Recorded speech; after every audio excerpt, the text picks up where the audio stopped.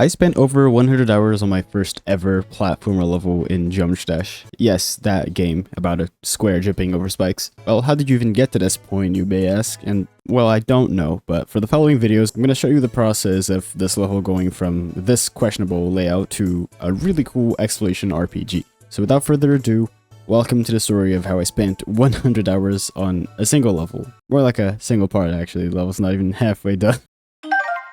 Let's go! So, a little bit of context on how I got this idea. I've always been a huge fan of games like Minecraft or Stardew Valley because they kind of leave you out there to explore and do things while still keeping a main storyline or objective, and you're free to do things at your own pace. And 2.2 basically turned the GD editor into a game engine, especially with the platformer mode, which allows you to freely control the player, and that opened a whole new category of possibilities of what could be done within the game. So I really wanted to make a level that combined both things, and that's when the idea for this level was born. A platformer level with a simple storyline which focused on a mining mechanic. That was when I started my first ever 2.2 building stream on December 24th, not even a week after 2.2 released. I unfortunately don't have footage for that first stream, but I was basically trying some different camera setups. You can see this does not look good at all, but I was really excited about all of that and just wanted to try and make something. Let's go, dude. I love this update. That is awesome. So then it was time to start the layout. It's a bit difficult to really make a layout for a level like this because it develops as you build and have ideas. I have so much stuff included on the level now that I had absolutely no intention of adding at first. So the overall layout changes and will change over time. But I had one main idea for how I wanted the level to start. The player would start on their bed, waking up from a good night of sleep as the sun rises. Then they could walk around their house and then go outside, and then once they did, they would be in a village, a little town located in the valley. And after you were outside, you could walk a bit and then find a little hill you had to climb to reach the entrance of the mines. And looking back, I don't know how that made much sense to me, to be honest, but caves and mountains exist, okay? Give me a break. But anyway, only after entering the mines is when the level would actually start. But with only this very small layout and a simple camera transition done, it was time to call it off for the first stream because it was Christmas Eve, so I had to do some stuff. Still, I was really excited to continue building on this level, so I did. It was Christmas Day, and there I was on my second stream. Thankfully, I have this one downloaded so I can actually show what I got around to doing. On this stream, I started the layout for the first floor of the mines. I kind of wanted a cutscene thingy in which the camera would go around the area to show the player what they could expect from the part, and that's where I spent the next 1 to 2 hours. It's a very simple static trigger setup. I just took a long time to make it because I kept getting distracted. I also showed some really cool sound effect combinations that I had made. I basically had different combinations of sounds that I custom made for different ores and different categories. So that's the mining sound for the common ores that you're mining, and the legendary ones. That's so cool. And with that, we ended stream number 2. Before I kept going with building though, I did something very important. Until this point, I was just calling this level The Mines, but I quickly realized that I wanted to make it more about actually exploring caves and the little storyline and going on adventures through underground biomes, so I moved on from calling it just The Mines or a mining simulator to something that would actually combine the idea of mining with the whole exploration and story stuff to actually represent the level better. And that is when Crystal Odyssey got its name. Thinking now, having Odyssey in the name makes a lot of sense because at this point, it's much more than just my first platformer level. It's really been an odyssey for me. Making Crystal Odyssey got me into learning pretty much everything I know about the 2.2 editor, and that's part of why it became something so special to me, alongside of course the fact that it's the level I spent the most time on by far, and also that I got to create it with other people being part of it by giving suggestions and support and just being around in chat, chilling and talking. We simply developed a little community around the level, and it's something really cool, and I'm so grateful for that and for everyone's support. And speaking of being grateful, I like to say a huge thanks to Minnow Games for supporting Crystal Odyssey by letting me take inspiration directly from the characters they've made for their game, and also for sponsoring this video. Minnow Games made Minnow Monsters, and they're now back with a new game called Dimensionals, and oh my, does it look sick. It sticks to the usual feel of a turn-based combat RPG game, but they took a roguelike approach, which, if you don't know, it basically means you go back to the start if you die. They also made comic book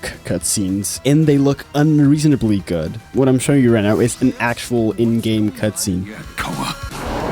And they have voice actors too and all that. It has a whole storyline going on too, and the mechanics are really fun. I got the hang of it pretty quick because the game kind of just shows you the skills gradually. There's a ton of different skills to basically make your enemy spontaneously combust, and the art is just insane, man. I mean, look at this. Look at these limey thingies. If you want to join in on the fun too, you can click the first link in the description, which will take you to the Steam page so you can wishlist the game. I would heavily recommend it, and clicking the link also helps me out, so yep, go wishlist the game. Again, a huge thank you to Minnow Games for supporting this project and sponsoring this video. Anyway, back to Crystal Odyssey. I streamed a bunch of times for the following days, but unfortunately I lost footage for when I decorated the bedroom and the house, which is pretty sad but also good at the same time, considering the bedroom was looking like this. I could... oh my... That is so funny. But a few days later, I had a really cool idea to make my own soundtrack for the level. I figured that if it was going to be that big of a project, I might as well make my own music for it. So that's what I did. I made a little overture theme for the title screen, which is kind of a combination of two tracks I absolutely enjoy. I try to replicate the kind of cozy feel from Stardew Valley soundtrack by using similar instruments and the same kind of rhythm structure of the Stardew Valley overture.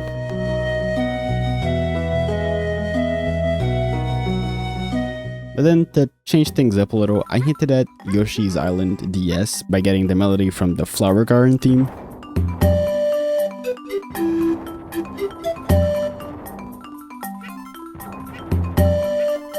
And adjusted to the rhythm and feel I wanted for my song, and it turned out really cool in my opinion.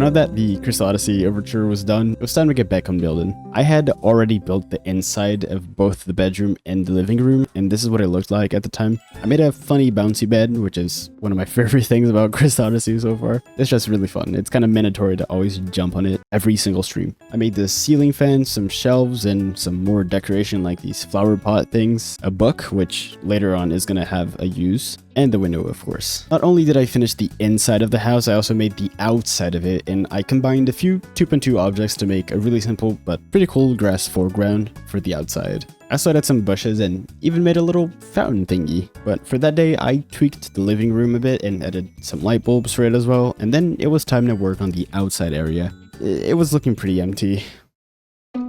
I started by trying to add some trees and simple fences, which I ended up not using because it just didn't really look great or fit the rest much. So instead, I went to make a little mailbox near the house because otherwise, how was the player supposed to get the message to introduce them to the main quest? So I got to working on that. I looked up some inspiration on Pinterest and I tried making a mailbox pixel by pixel.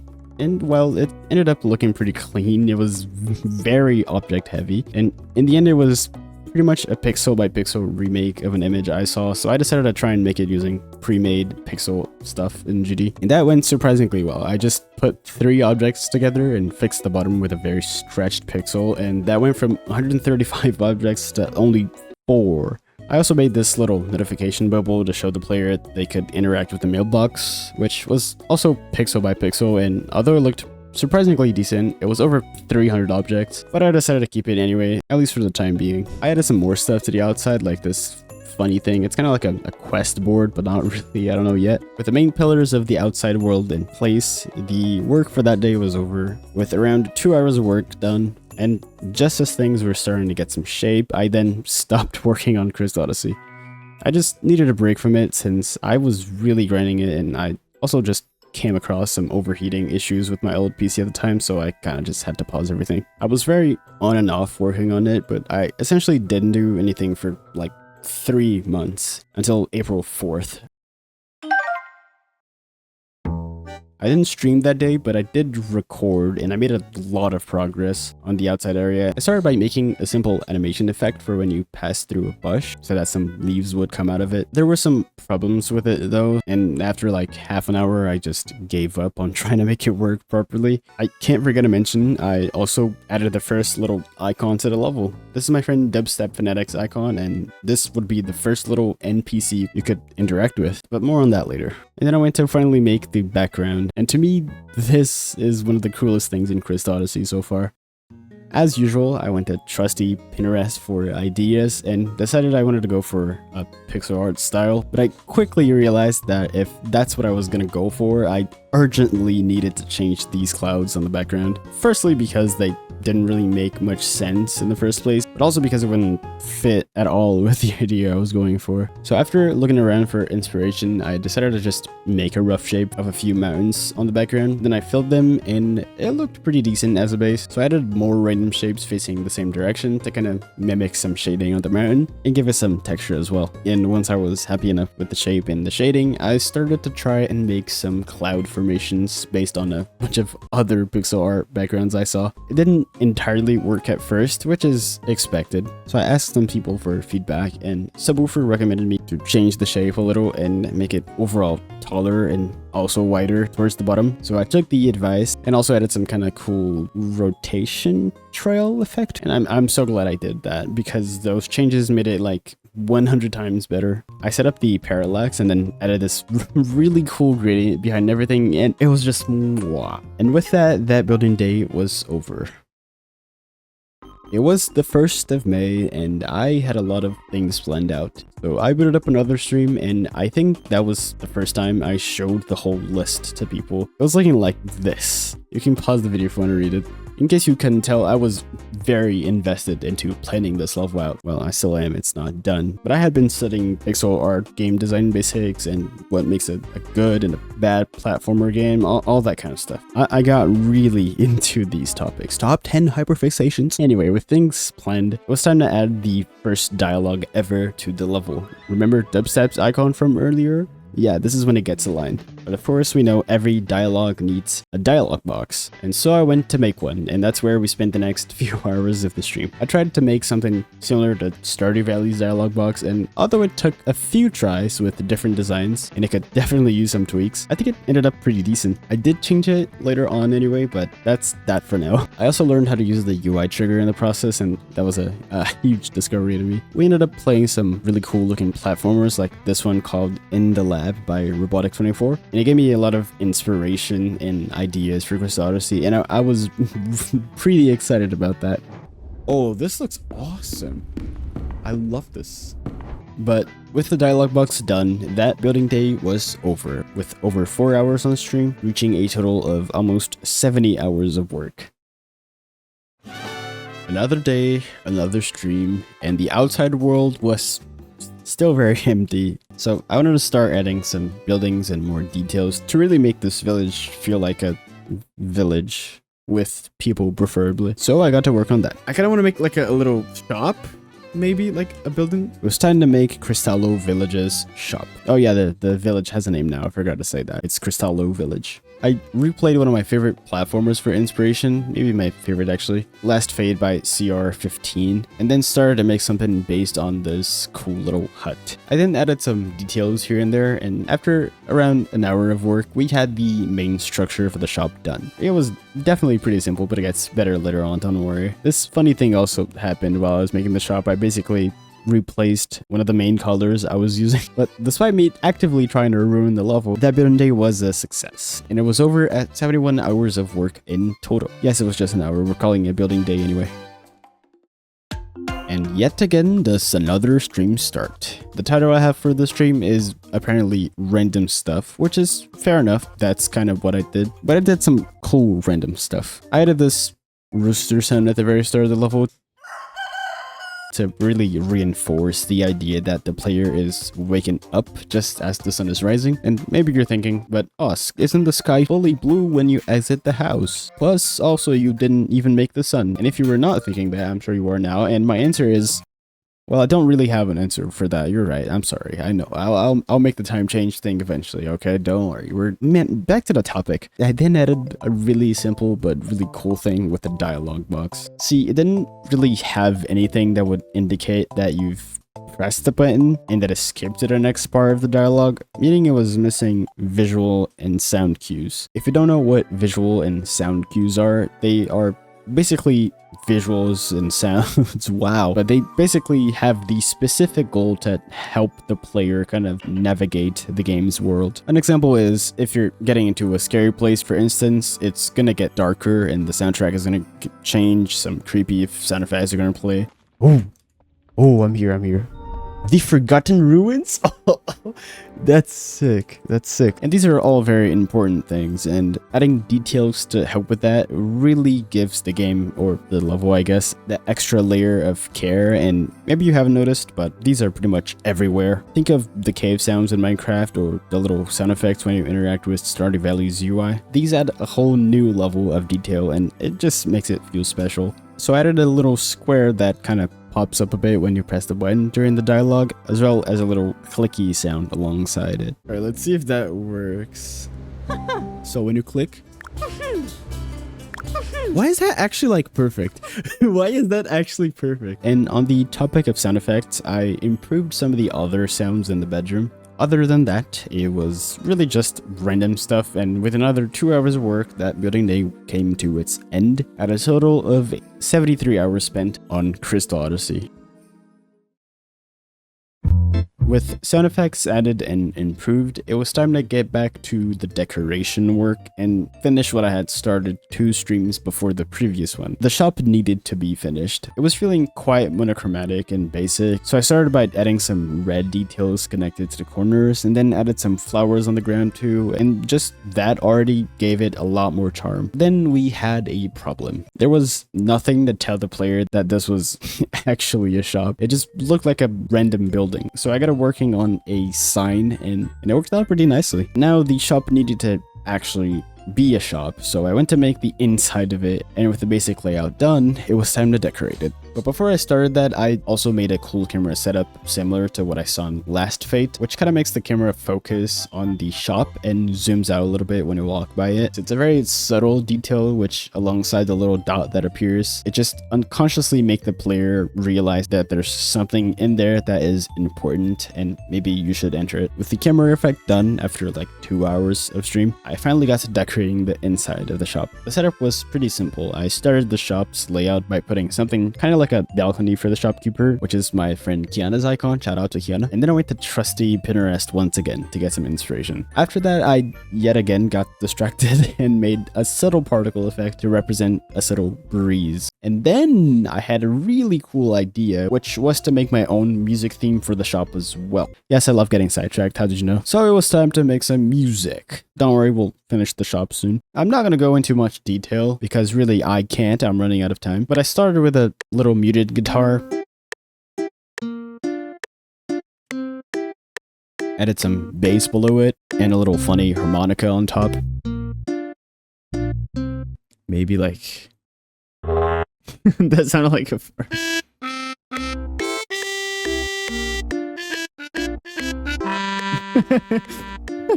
Sounds like Yoshi's Island theme. Yeah!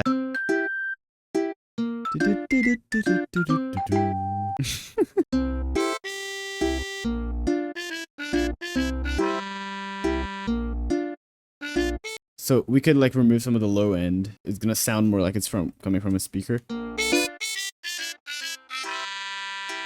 I added some effects to make it feel like it was coming out of an old, quiet radio. Oh, you know what I could add? Oh, do you know what I could add? Oh, it's a little bit of like an echo. That's really cool. I just realized. And with that, I finished the song and it sounded pretty cool. I was very happy. That is so cool. That is so cool. Okay, now we actually get to decorating the inside of the shop. I used the wood-looking 2.1 blocks for the background and some 2.2 pixel blocks to make the walls and another type of pixel blocks for the floor. I also added some big dark glow around the walls to add a bit of atmosphere, and it was pretty cool. Legends of Zelda. Hey guys, I'm Zelda Master and welcome to Alright, I can't get out of the video. I'm soft locked. I am locked. I'm soft locked. That was so funny. I added some details here and there, like a chair for the shopkeeper, and something like an item stand display thing. I'm not sure what the name of that is. I also reused some decoration from the bedroom as well, like the little floating plant decoration, and made a little flower pot too, and it turned out pretty decent. So with almost 7 hours of work on that stream, it was time to head off, reaching now a total of over 80 hours of work put into making Crystal Odyssey.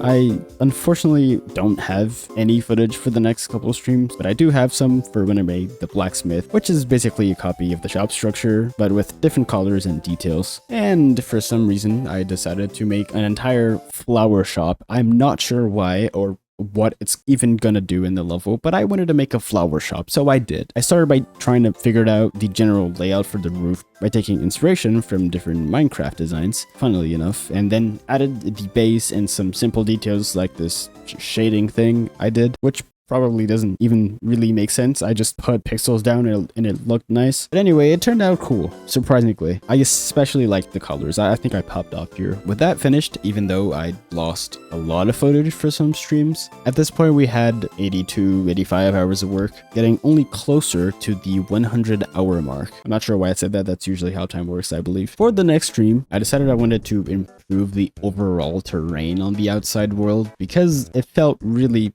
bland, really. There was little to no terrain variation, and when there was, it looked kinda bad. I also realized I was taking way too long on the outside area, so based on that, I decided to add another thing yet again to make it take even longer. But I do not regret it, because that's when we came up with a little lake idea. See, there wasn't really a proper way to transition from the outside area to the mines, so I decided to entirely remove the mountain idea, thankfully, and actually have a little lake or pond that you go over by using a bridge. And while the process of actually making it took a long time, especially with all the layering stuff, it turned out really cool, I think. I changed the flat terrain for some kind of ground pillars to have a bridge in the center, and then I used these pixel objects, which are supposed to be lava, and it worked surprisingly well. Jonathan GD then decided it was a good idea to raid me, and that was kind of insane. Shout out to Jonathan GD. But with another 4 hours of work done, it was time to end the stream at the mark of almost 90 hours of work.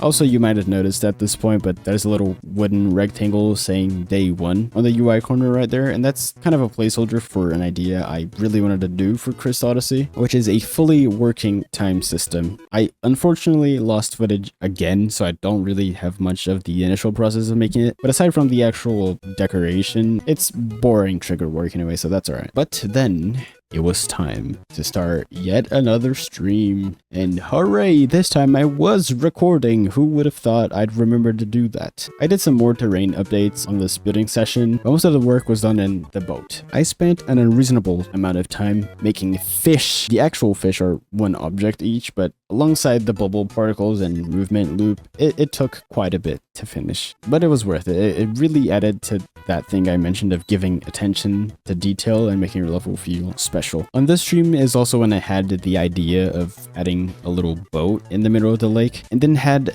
a crazy idea to actually make it move depending on where you stand. And with that, we started the boat.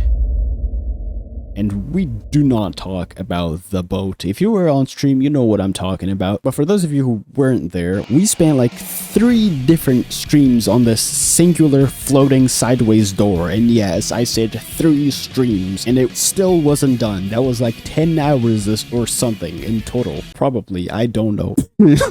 Excuse me. So, I started by placing down a door object from the pixel tab and rotating it, and with a few layering tricks, we had finished the boat. At least I thought so. But that, alongside the story of how I set up the time system, is a story for another video, because against all odds, and with my slightly distracted brain, we had just reached the mark of 100 hours of work. Yay! Very natural celebration sound effect. This level is far from done, and there's a ton of things planned, like sick, randomly generated cave systems with many different biomes and secrets like items and buildings. There's just a lot of things. So if you want to stay up to date, I made a Discord server specifically just for Crystal Odyssey. I'll send all of the updates and streams in there. You can also suggest fixes for bugs and stuff like that. And speaking of bugs, if you want to be a playtester for Crystal Odyssey once the first private playtest copy is released, which is probably in a few months, you can become a channel member at level 3 or just join me over Patreon. All Patreon members of any tier will get their names added to the level's credits, and depending on the tier you choose to get, you can get your icon added as a character with your own house and even your own dialogue. 99% of the building process is done live on Twitch, by the way, so follow me over there if you are interested. Huge thanks to these swag people, by the way, for all of the extra support you give. Lastly, if you enjoyed the video, and I assume you did, otherwise you wouldn't be watching still, consider clicking the yes enjoyment button and subscribing. Huge thanks again to Minogames for sponsoring this video. Check Dimensionals out on the first link in the description. It's gonna help me out a lot. Anyway, that's it. I'll see you guys on the next video. See ya. Bye. Bye.